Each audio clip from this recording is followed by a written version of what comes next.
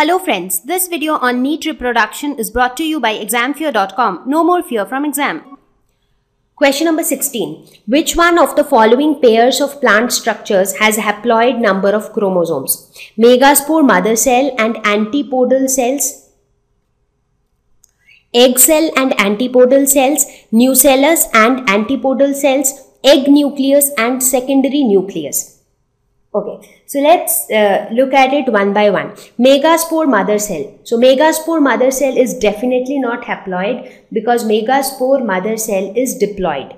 Now this megaspore mother cell, it matures within an ovule and then it undergoes meiosis or reductional division to form 4 megaspores. And these megaspores are haploid. Now, out of these 4 megaspores, what happens? Only one out of these 4 survives because the remaining 3 degenerate. So, only one survives. So, that one function, and we call that one surviving megaspore as the one functional megaspore. So, what happens to that one functional megaspore? So, this one functional megaspore undergo mitosis or equational division. So, this undergoes mitosis for 3 times. So 3 rounds of mitosis. So as a result of 3 rounds of mitosis, what is formed? 8 haploid nuclei are formed. And where are these 8 haploid nuclei? These 8 haploid nuclei are formed and they remain inside the embryo sac. So what are these 8 haploid nuclei? So out of these 8 haploid nuclei, there are 2 polar nuclei. There are 2 synergids plus 1 egg cell, and this entire thing together is called the egg apparatus, and 3 antipodal cells. So obviously these are all haploid. So polar nuclei, synergids, egg cell, antipodal, these are all haploid nuclei. But megaspore mother cell was a diploid. So in this case, option A will not be correct because megaspore mother cell is diploid. Now let us look at option B, egg cell and antipodal cell. So egg cell is haploid, antipodal cell is also haploid. So this is the right option. Question number 17. Endosperm is consumed by developing embryo in the seed of coconut, maize, pea, coconut, castor, pea or maize. So what kind of seeds, in what kind of seeds the endosperm will get consumed? So if the endosperm is getting consumed, that means there will be no presence of endosperm. So these type of seeds will be called non-endosperming seeds. That means seeds which lack endosperm at maturity. And why do they lack endosperm? Because the endosperm was already consumed by the developing embryo. That's why it is no more there.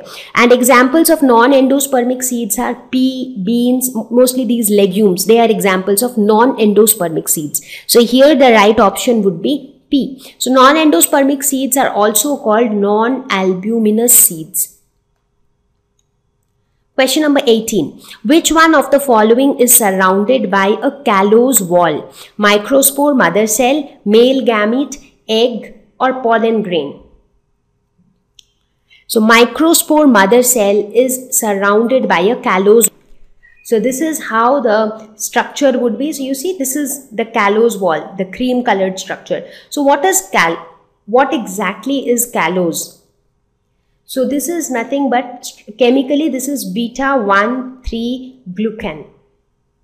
So this acts as a temporary wall to prevent the product of meiosis from cohesion and fusion. For example, if you look at the microspore mother cell, so once the microspore mother cell undergoes meiosis, it forms haploid nuclei, right? And these haploid cells, they should not kind of fuse with each other or they should not stick to each other. So just to keep these haploid nuclei separate. So these haploid cells are nothing but the result of meiosis. So these cells, to keep them separate, you have this temporary callose wall.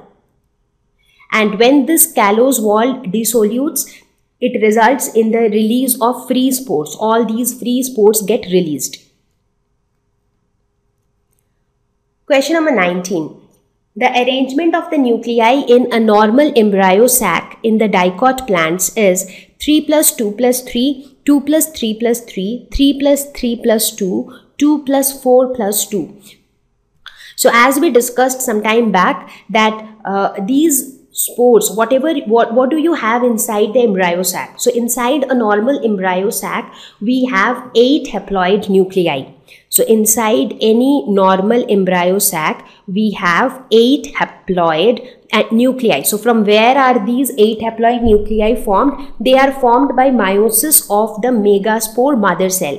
And what are these 8 haploid nuclei? So these 8 haploid nuclei are basically 3 antipodal cells, 2 polar nuclei, and 3 cells in the egg apparatus. So what are these 3 cells? 2 synergids plus 1 egg cell. So basically the arrangement is 3 plus 2 plus 3. So option A is the right one.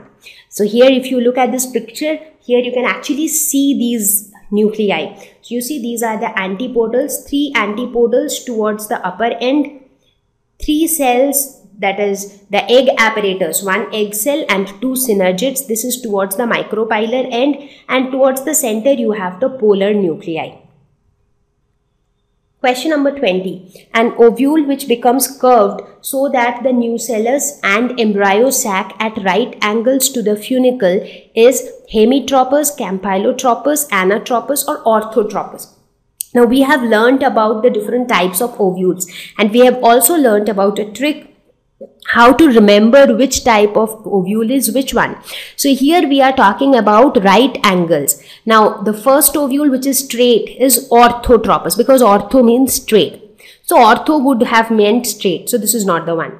Now if the ovule gets curved, that is maybe 180 degrees, totally inverted, that is 180 degrees from the straight one, then that is anatropous, because ana means inverted. Now if it gets half inverted, it is not by 180 degree but just by 90 degree, then it is hemianatropous or hemitropous. So in this case the description talks about the 90 degree angle to the funicle. So the correct option would be hemitropous, and this is how it looks. So you see here, this is the micropyle and this is the chalaza and this is the funicle, and they are at 90 degrees to each other. Question number 21. Which type of association is found in between entomophilous flower and pollinating agent? Mutualism, commensalism, cooperation or co-evolution. So even before we talk about the type of association, let us first understand what do we mean by entomophily. So it is the pollination that is brought about by insects. As we know that for pollination to happen, plants often depend upon agents, and these agents could be birds, small animals or insects or wind or water. So when the pollination happens by insects, it is called entomophily. So here in the relationship between insects and the flowers, both of them get benefited, because plants are benefited because insects are helping them in pollination, so the plants are benefited. And what about the insects? Insects get their food in the form of nectar from the flowers of plants. So both of them are getting mutually benefited. So this type of association is called mutualism, where both the organisms are getting benefited because of this relationship. Question number 22. What is the direction of micropyle in anatropous ovule? What is anatropous ovule? The term ana means inverted. So when the ovule gets inverted, something like this, right? So when it gets inverted, where is the micropyle? So the micropyle is towards the bottom. So the direction of micropyle is downward. Question number 23. 8 nucleate embryo sacs are always tetrasporic, always monosporic, always bisporic, sometimes monosporic, sometimes bisporic, and sometimes tetrasporic. Now, as far as embryo sacs are concerned, there can be 3 types of embryo sacs: monosporic, bisporic or tetrasporic. And it is not necessary that the embryo sac has to be one of these all the time. So any of these could be a possibility. It could either be monosporic, and by now we all know what is monosporic. That means inside the embryo sac you have just one functional megaspore with one haploid nuclei.